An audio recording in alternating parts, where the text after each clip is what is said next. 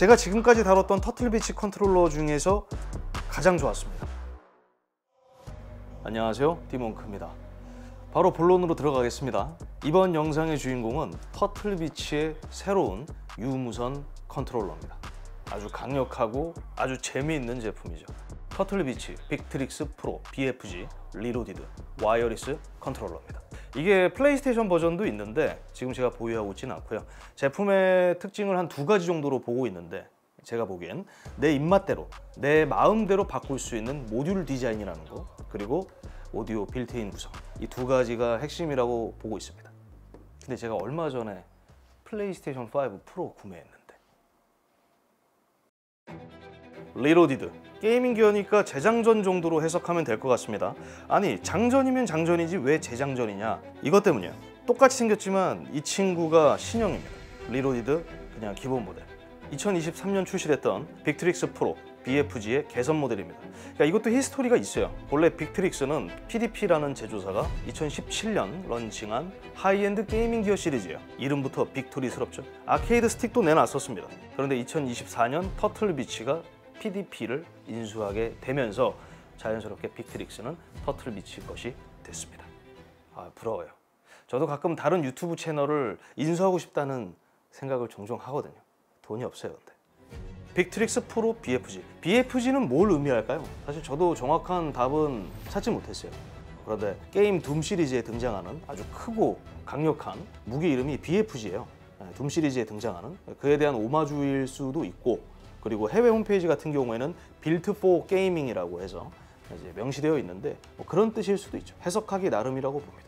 아시는 분은 댓글 달아주세요. 요점은 기존 빅트릭스 프로 BFG 무선 컨트롤러의 개선 모델이 이 리로디드인 겁니다. 기존 모델과의 상세한 차이점은 후술하겠습니다. 사실 상세할 것도 없어요. 스포를 조금 드리면은 이 친구랑 가격 차이가 $10밖에 나지 않아요. 하나로 약 2만 원 정도 차이가 납니다. 엄청난 갭 차이를 갖고 있지는 않죠. 앞서 말씀드린 것처럼 일반적인 게임 컨트롤러들과는 다릅니다. 이 친구들은 모듈형 디자인이에요. 참고로 리로디드 모델도 하얀색이 있어요. 교체 가능한 요소가 10개가 넘습니다. 썸스틱 캡 및 팔각 게이트, D패드 캡 등등이 기본 제공돼요. 이런 모듈형 컨트롤러의 장점은 뭐라고 생각하세요? 뭐 내 마음대로 조율할 수 있다는 거 말고 정확하게, 제가 봤을 땐 이게 제일 커요. 솔직히 썸스틱의 위치를 이렇게 바꿀 수 있다는 겁니다. 제가 보기엔 이게 제일 커요. 늘 말씀드리는 것처럼 저는 비대칭 썸스틱 레이아웃을 선호합니다. 근데 그걸 또 싫어하시는 분들이 계세요. 그러니까 그런 분들은 이렇게 위치를 바꿔서 쓰면 되는 거죠. 이게 끝이 아닙니다. 우측 버튼부도 통으로 갈아치울 수 있어요. 뭐로? 6버튼 파이트 패드 모듈로. 살짝 군침 도시죠?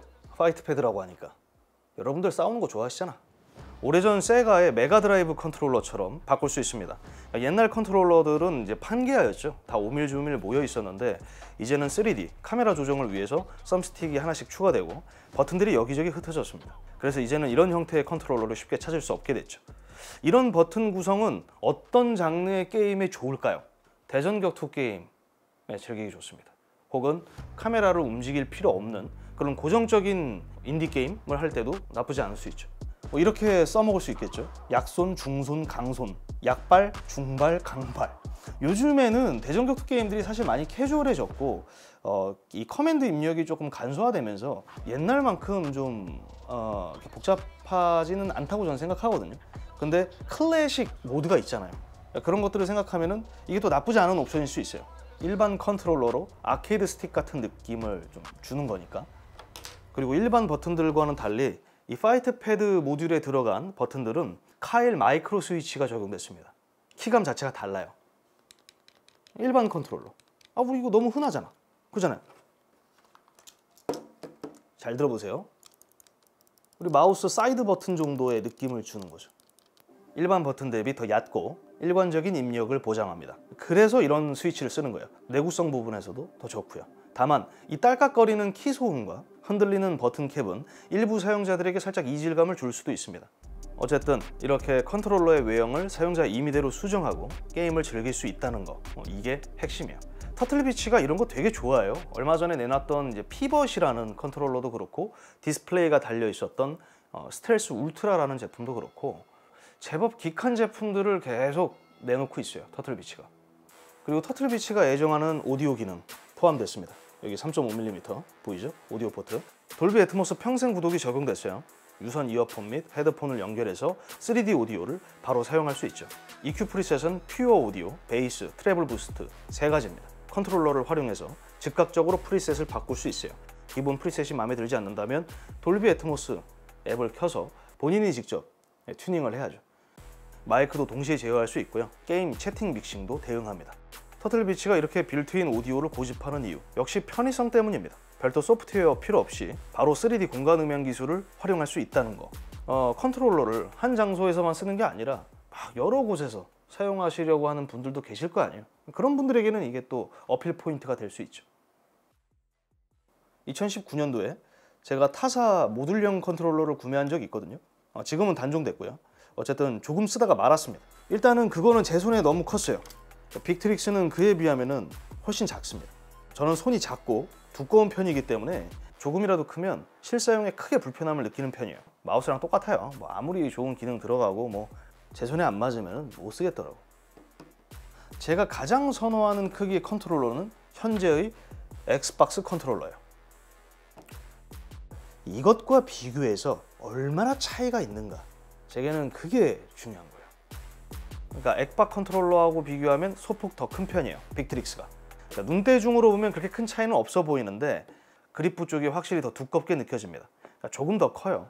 고로 작은 손보다는 일반 손 크기를 지닌 유저들에게 적합한 크기라 볼 수 있어요. 그리고 그립부 쪽에는 러버 그립이 적용됐고요. 그러니까 정면을 한번 보시죠. 중앙 엑스박스 메인 버튼 외에 메뉴, 옵션 버튼들 일반 엑박 컨 대비 더 크고 넓게 흩어져 있습니다.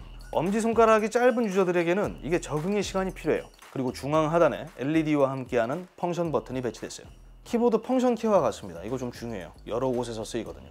앞서 말씀드렸던 여러 기능들, 오디오 볼륨, EQ 프리셋, 채팅 믹싱, 컨트롤러 보정 등등 여러 기능을 수행할 때 사용됩니다. 별도 소프트웨어 없이 펑션 키와 D패드를 활용해서 바로바로 설정할 수 있어요.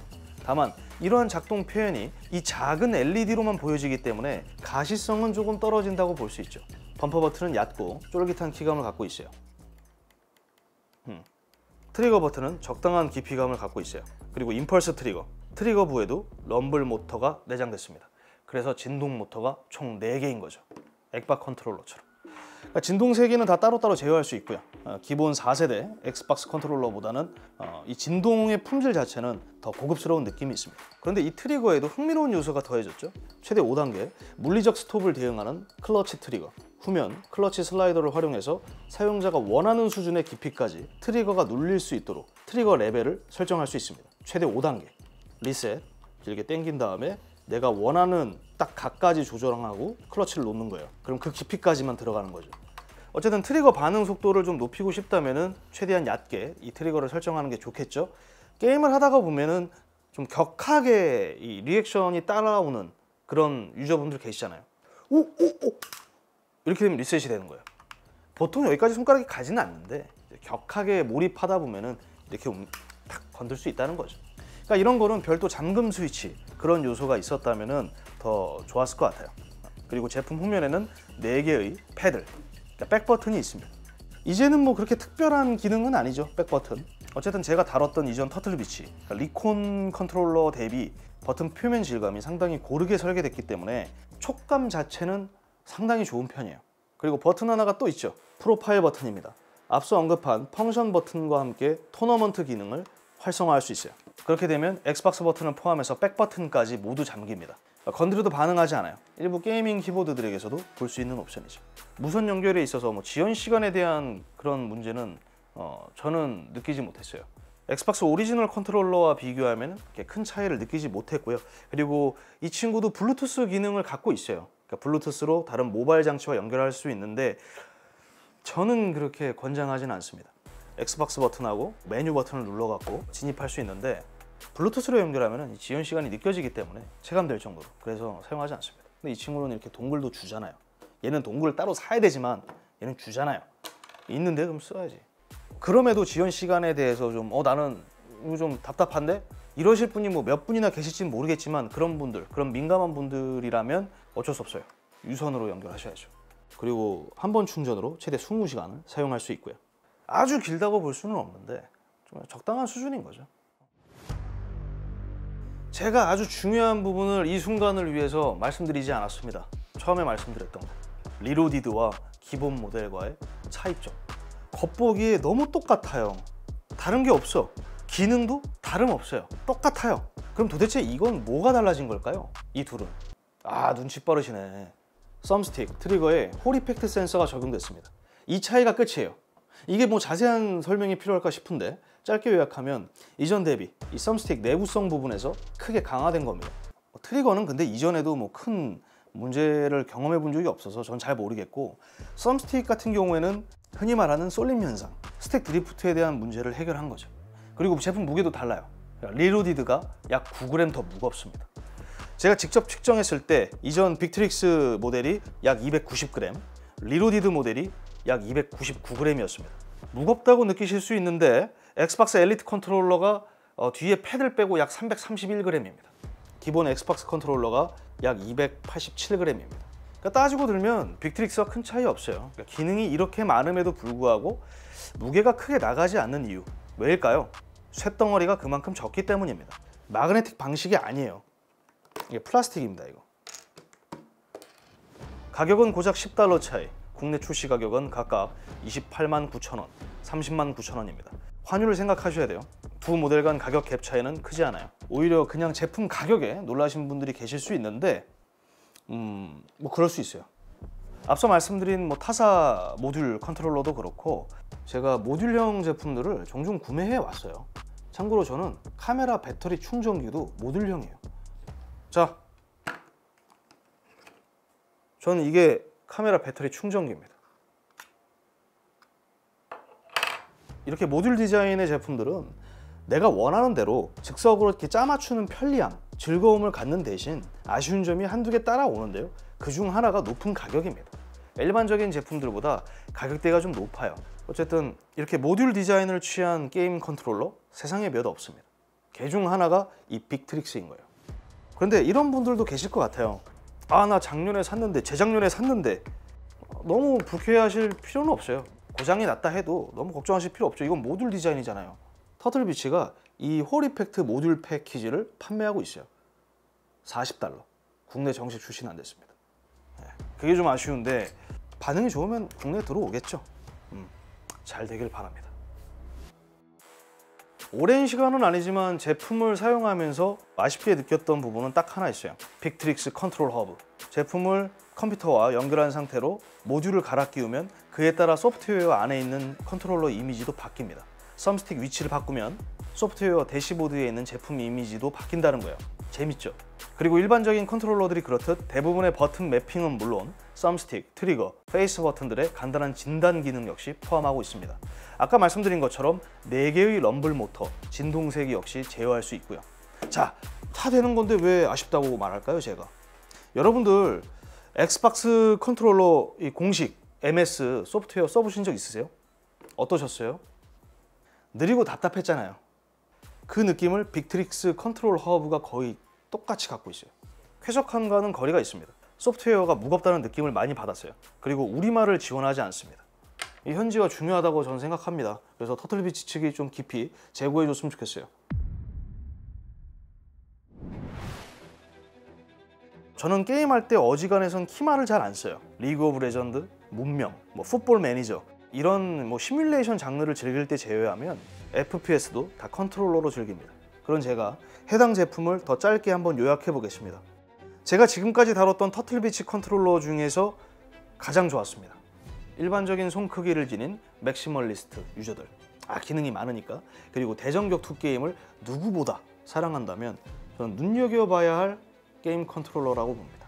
반대로 격투 게임을 즐기지 않는 분들에게는 다소 좀 부담스러운 가격대의 제품이기 때문에 그런 의미에서 저는 터틀비치 측에게 한 가지 아이디어를 제시하고 싶어요. 코어 패키지. 이런 일부 부품들, 파츠가 없는 순수하게 이렇게 빅트릭스 프로, BFG 모델만 들어가 있는 패키지를 판매하는 것은 어떨까? 그리고 모듈식이잖아요. 그러니까 그런 장점을 최대한 활용하는 거죠. 결론적으로 재미있는 제품이야. 요즘에는 이런 이제 모듈 디자인의 게임 컨트롤러를 좀 볼 수가 없기 때문에 확실히 눈여겨봐서 저는 나쁠 건 없다고 생각합니다. 저처럼 손이 작은 유저분들에게는 좀 그립감 부분에 있어서 아쉬움을 느낄 수 있다는 점 참고하시기 바랍니다. 계속 말씀드리죠. 여기서 영상은 마무리 짓겠습니다. 이상 디몽크였고요. 저는 다음 영상으로 또 찾아뵙도록 하겠습니다. 시청해 주셔서 감사합니다. 빅트릭스 한번 제대로 파고들면은 좀 좋은 반응이 있지 않을까 싶어요. 근데 이걸 더 작게 만들 수는 있을까? 이게 진짜 조금만 더 작았으면 진짜 딱인데 나한테도. 그럼 이거 안 쓰죠. 이거 쓰지. 그 기본 액박